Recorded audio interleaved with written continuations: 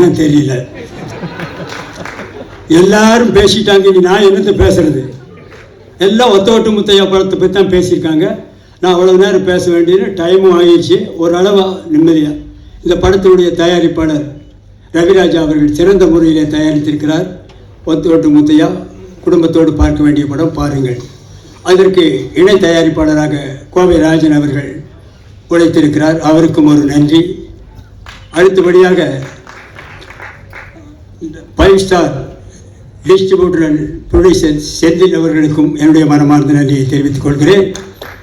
அடுத்தபடியாக director B. Vasu அவர்கள் உடைய படத்திலே சொன்னார், 24 படத்தில் நான் நடிச்சிருக்கேன், அத்தனை படமும் வெற்றி. அவருக்கும் என்னுடைய நன்றியை தெரிவித்துக் கொள்கிறேன். பாக்யராஜ் அவர்கள் என்னுடைய ரூம்மெண்ட், அவரை பற்றி நான் சொல்ல வேண்டியதில்லை, மிகப்பெரிய டைரக்டர், அவருக்கும் என்னுடைய நன்றியை தெரிவித்துக் கொள்கிறேன். தயாரிப்பாளர் கே. ராஜன், அவரை பற்றி சொல்ல வேண்டியதில்லை, அவரும் என்னுடைய நண்பர் தான், அவருக்கும் என்னுடைய நன்றியை தெரிவித்துக் கொள்கிறேன். அடுத்தபடியாக மியூசிக் டைரக்டர் சித்தார்த் விபின் அவர்கள், நல்ல இசையமைப்பாளர், நீங்களே சாங்கை பார்த்தீர்கள், அவருக்கும் என்னுடைய நன்றியை தெரிவித்துக் கொள்கிறேன். அடுத்தபடியாக டைரக்டர் சாய் ராஜகோபால் அவர்கள், சிறந்த காமெடி ரைட்டர், அவர் காமெடியாக இந்த படத்தை டைரக்ட் பண்ணியிருக்கிறார். ஆரம்பம் முதல் இதுவரை சிரித்து கொண்டே இருக்கலாம், தவறாமல் படம் பாருங்கள். பிறகு வேறு யார் இருக்காங்களா? பற்றி என்னோடு நடித்த நடிகைகள் அத்தனை பேருக்கும் என்னுடைய மனமார்ந்த நன்றியை தெரிவித்துக் கொள்கிறேன். அதோடு மட்டுமில்லாமல் இந்த விழாவிற்கு வந்திருக்கும் பிரஸ் ரிப்போர்ட்டர்ஸ், ஃபோட்டோகிராஃபர்ஸ், டிவி மீடியாக்கள் அத்தனை பேருக்கும் என்னுடைய மனமார்ந்த நன்றியை தெரிவித்துக் கொள்கிறேன். இந்த விழாவுக்கு வந்திருக்கும் ரசிகர்கள், வராத ரசிகர்கள், வீட்டிலே இருக்கும் ரசிகர்கள், வெளியூரில் இருக்கும் ரசிகர்கள், வெளிநாட்டிலே இருக்கும் ரசிகர்கள், ஹாலிவுட்டிலே இருக்கும் ரசிகர்கள் அத்தனை பேருக்கும் என்னுடைய மனமார்ந்த நன்றியை நான் தெரிவித்துக் கொள்கிறேன்.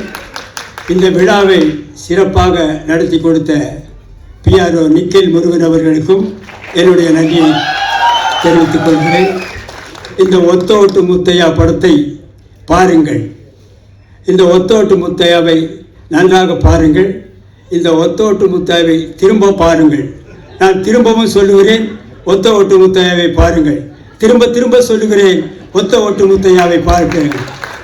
திரும்பி பார்த்து விட்டும் சொல்லுகிறேன், ஒத்த ஓட்டு முத்தையாவை பாருங்கள். மறந்து விடாதீர்கள். உங்கள் இந்த ஒத்த ஓட்டு முத்தையாவை வெற்றி ஓட்டு முத்தையாவை மாற்ற வேண்டியது உங்களுடைய கடமை, உங்களுடைய பொறுப்பு. இத்துடன் என்னுடைய பேச்சை முடித்துக் கொள்கிறேன். நன்றி, வணக்கம், வெல்கம், தேங்க்யூ.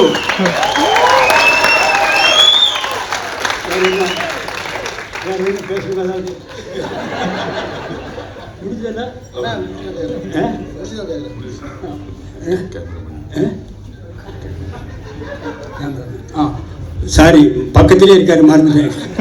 கேமராமேன் காத்தவராஜன் அவர்கள் சிறந்த முறையில் எல்லாருக்கும் வெளிச்சமா தெரிகிற மாதிரி படம் எடுத்திருக்காரு, அவருக்கும் ஒரு நன்றியை தெரிவித்துக் கொள்கிறேன். அப்புறம் ஆர்ட் டைரக்டர் மகேஷ் அவர்களுக்கும் நன்றியை சொல்கிறேன். அப்புறம் எடிட்டர்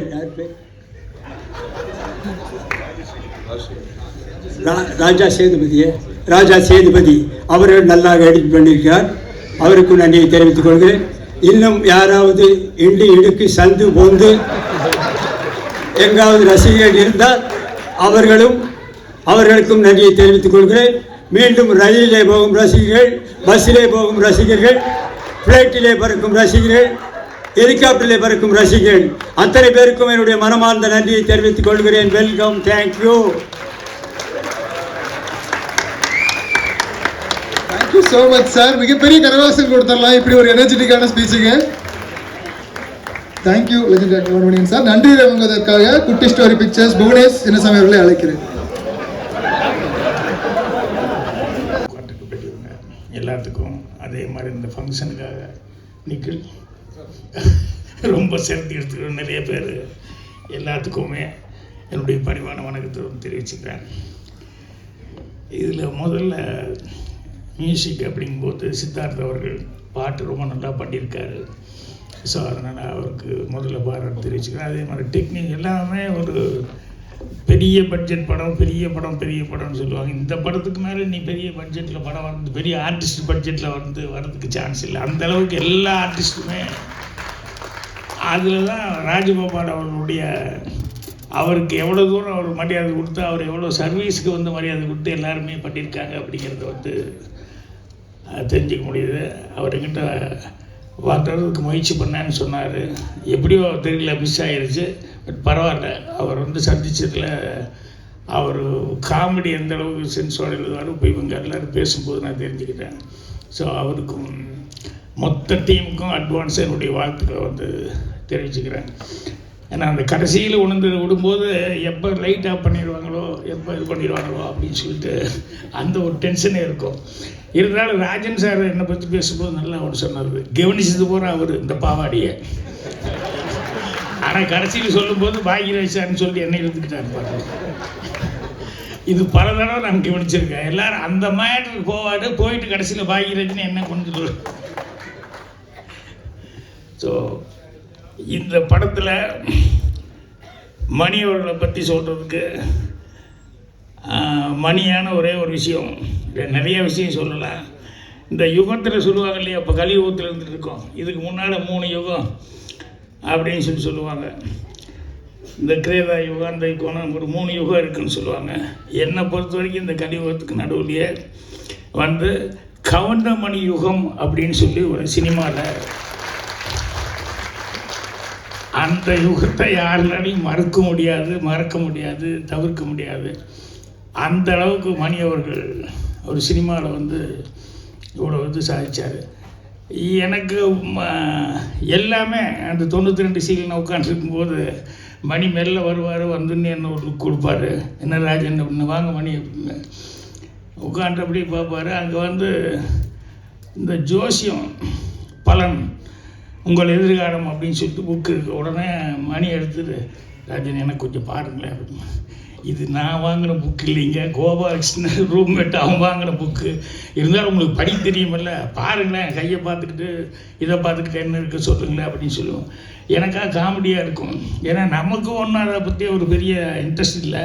ஆனால் ஒரு புஸ்தகம் இருக்குதுன்னு சொன்னோடனே காமிப்பார். அப்புறம் பார்த்துட்டு படிச்சுக்கிட்டு, இல்லை கண்டிப்பாக வந்துடுவீங்க மணி, நல்லா வந்துடுவீங்க அப்படின்னு சொல்லிட்டு. ஏன்னா ஒரு மனுஷனுக்கு ஹோப் கொடுக்குறது ரொம்ப முக்கியம் இல்லையா, அதை வந்து சொல்லிட்டு இருப்பேன். அதே மாதிரி எங்கள் டைரக்டர்கிட்ட மிகப்பெரிய போராட்டம் பண்ணி அந்த ரயிலில் மணி தான் நடிக்கணும் அப்படிங்கிறதுக்கு எத்தனை நாளாக வந்து அது ஒரு பெரிய ஸ்ட்ரக்லிங் ஆகி, அப்புறம் நைட்டில் வந்து அவரும் டெய்லி கேட்டுக்கிட்டு இருப்பார்.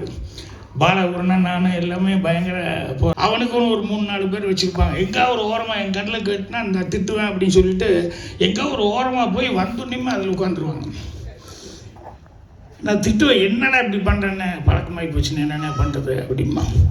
ஆனால் கவுண்டமணி வந்து உட்கார்ந்ததுலேருந்து இன்றைக்கி என்ன சீனு, என்ன டைலாக்கு அப்படின்ட்டு, எப்பா அவர் எழுதுறது பழக்கம் இல்லை, இருந்தாலும் கேட்டுருங்கப்பா கொஞ்சம் முதல்ல இருந்தால் நானும் கொஞ்சம் அசை போட்டுருந்தா கரெக்டாக இருக்குமில்ல அப்படின்னு. எனக்கு ஒரு பெரிய கெட்ட பழக்கம் என்னென்னா அந்த நேரத்தில் தான் சொல்லுவேன் ஷார்ட்டை வச்சுட்டு. இது சிவாச்சாரிட்டே நான் அனுபவப்பட்டு திட்டு வாங்கியிருக்கேன். கவுண்டமணி சொல்லி, சரி விடு, அவருக்கு டைலாக் வராது, அந்த நேரத்தில் சொல்லும்போது பண்ணிக்கலாம் அப்படின்னா.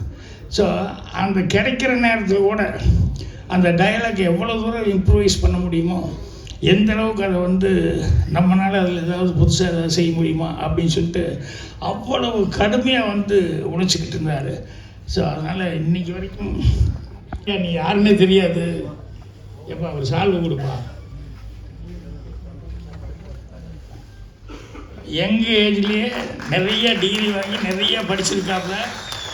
ஆனால் எந்த இது எடுத்துக்கிட்டாலும் அது பிரதிபலன் பார்க்காம அதில் கடுமையாக ஒழிக்கக்கூடிய ஒரு ஆள். ஸோ இந்த படத்தை இப்போ எனக்கு தெரிஞ்சு இந்த ஒரு 3-4 மாதமாக ஃபுல்லாக இதை பற்றியே கான்சன்ட்ரேஷனாக இருந்து ரொம்ப இந்த படம் வெளியே வர்றதில் வந்து ரொம்ப முயற்சி எடுத்துக்கிட்டாப்புல. இவருக்கு நண்பர் சீமானே ரசிகமன்றாள் அவரெல்லாம் வந்து இவருக்கு பெரிய பக்கபலமாக இருந்திருக்காங்க. ஸோ இவ்வளவு பேரும் வந்து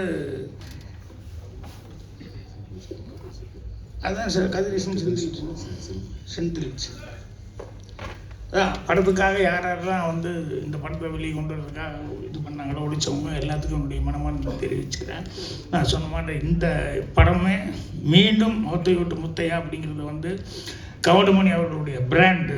அதனால் மீண்டும் அடுத்தது கவுண்டமணி வச்சு மறுபடியும் படங்கள் தொடர்ந்து செய்யணும் அப்படிங்கிற அளவுக்கு எல்லாத்துக்கும் ஒரு உற்சாகத்தை கொடுக்கணும் அப்படின்னு சொல்லி அவருக்கும் அந்த படத்தினுடைய தயாரிப்பாளர்கள் மற்றும் டெக்னீஷியன்ஸ் எல்லாத்துக்குமே நிறைய ஆர்டிஸ்ட்டு பண்ணியிருக்காங்க. ஒவ்வொருத்தரையும் சொல்கிறதுனா நம்ம